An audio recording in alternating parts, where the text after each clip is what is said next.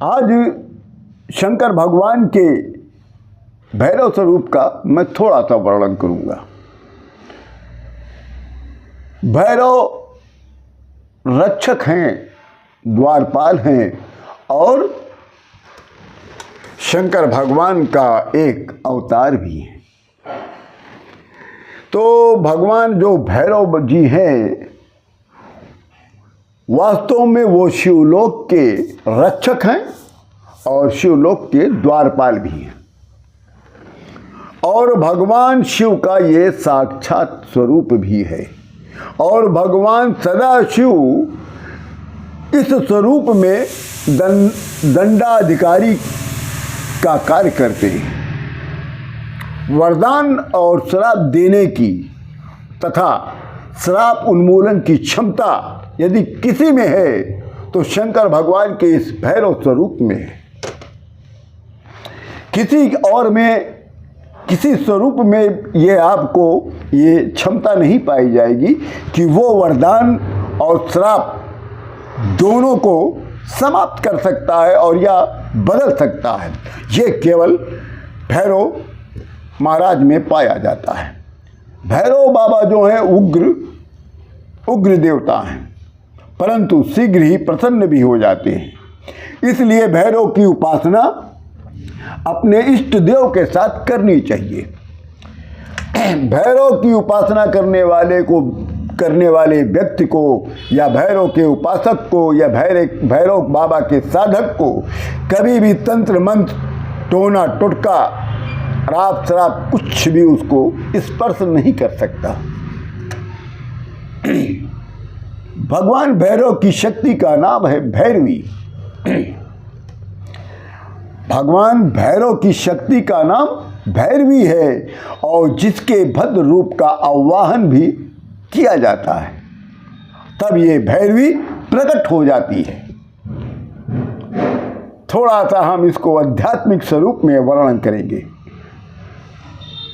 सुषुम्ना नाड़ी में सुषुप्ता अवस्था अनाहत चक्र में तथा सहस्त्रसार याज्ञा चक्र के ऊर्ध्व भाग भाल पर रक्त वर्णा भवानी के स्वरूप में भवानी रजोगुणमयी स्थित रहती है और भैरव के विभिन्न रूपों को वो सृजन करती हैं। भैरव अनेक प्रकार के हैं मगर 5 प्रकार के जो भैरव हैं वो बहुत ही मुख्य माने गए हैं। आपको मैं बता दूं कि जो मुख्य भैरव हैं, पहला है काल अर्थात जीवन मुक्ति। दूसरा भैरव है चैतन्य अर्थात आत्म ब्रह्म बोध।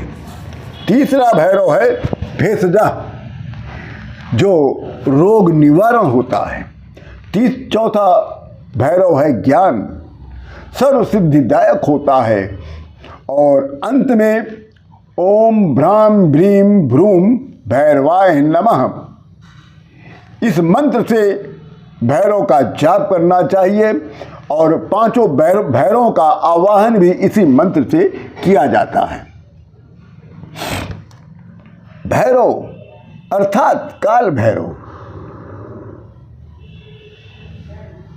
काल वह तत्व है जो प्रकट होता है। आकाश तत्व में, विशुद्ध चक्र में, सहस्त्रसार में जो आदि है, प्रथम तत्व में जहाँ मूलाधार चक्र से चेतना को ऊर्ध्व करके स्थिर किया जाता है, इसी से सृजन और संचालन और लोप किया जाता है। सृष्टि में सृष्टि का काल आदि है, अनादि है और अनंत है। कंठस्थ विशुद्ध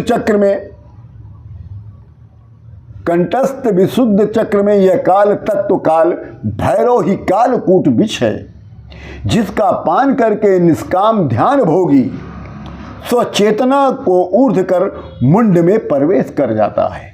मुंड में ही शिवलोक होता है, जहाँ कुंडलिनी शक्ति शिव के साथ समागम करती है। वहीं पर शिवलोक होता है। मुंड में ध्यान योगी जीव भाव त्याग कर निर्गुण आत्मबोध को करता है, वो महलोक कहलाता है। सुषुम्ना नाड़ी जागृत करके सुषुप्तावस्था में महाकाल स्वरूप में वो प्रकट होता है। यही मोक्ष है।